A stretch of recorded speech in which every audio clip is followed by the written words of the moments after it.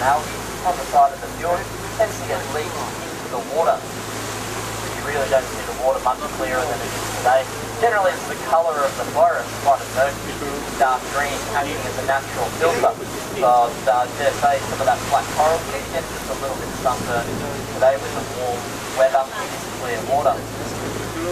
Ironically, black coral is in fact white when you look at it under the water. It's only when people pulled it out of the water that it died and turned black and got its name, black coral.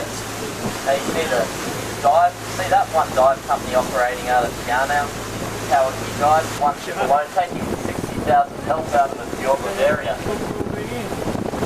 Nothing's dropped dramatically, and in fact, being so rare would have made it feel quite hard to drop off. Full protection wasn't granted until the 1940s.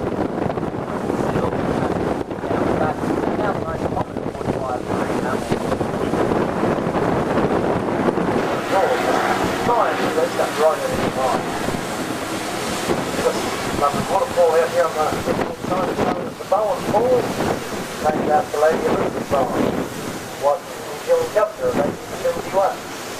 They fall from a height of 160 metres on the South Point, which was so called. Because it was piles and boulders ashore there resembled graves. However, there has since been 4 people buried on that point. A couple of sealers who were killed in the area, and 2 people that lost their lives during the construction of the road. Unfortunately, though, the various undertakers at the time reckoned without the action of the falls, and all but one of the graves has since been washed away. Now all these landmarks tell me it's time to re-enter the freshwater basin, which I'm doing now. So